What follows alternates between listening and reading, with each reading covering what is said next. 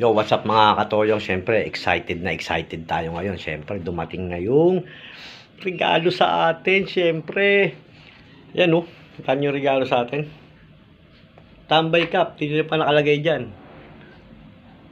Tutoyong TV, siyempre. So, unbox natin. So, excited ako dahil galing kay Pio Balbuena to. Thank you very much. Salamat sa Tambay Cup, Boss Pio. So, i-unbox ko lang para makita namin kung gaano kaganda. Yan. Kita nyo, ito yung Tambay Cup. Yung binigay sa atin ito yun. Lakers style. Ayan, oh. Ayan. Kita nyo naman yan. Ang ganda, di ba? Tambay Cup. Siyempre, meron pa tayong sticker dyan. Thank you very much. Salamat sa Tambay Tropa. Yan, oh. May tambay sticker tayo. At hindi pa yon mga kakatoyong. Siyempre, love tayo ni Pio. At hindi pa yon. Love tayo ni Pio. Pinirmahan niya pa yan. Diba? Signature pa yan. Ito yung Lakers ang dating binigay sa atin ni Pio. So, thank you very much. Salamat, Boss Pio Balbuena.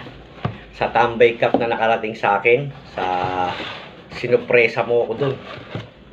Inupresa mo ako masyado sa Tambay Cup. So, thank you very much. Salamat sa mga follower ko. Toyong TV, syempre. So, support na lang tayo sa Toyong TV. Kayong mag-alala. Lahat yan, matutugunan natin. Lahat ng mga kailangan. Yan, sinasarado na natin. Kasi ito, hindi natin gagamitin to. Itong Tambay Cup na to. Ha? Kasi, memorable sa akin to. Galing kay Pio Balbuena. I-vintage natin to. So, balang araw kasi magkakaroon yan, alam ko, ng value dahil pirmado ni Pio. So, ano pang inaantay nyo? Umorder na kayo ng Tambay Cup, syempre. Quality. Ano yan? Salamat sa nag-sponsor sa atin, sa tropang Tambay. Toyong TV in the house. Siyempre, nagpapasalamat ako sa inyo lahat. Sa mga follower ko dyan. Sa mga sumusuporta sa mga video natin.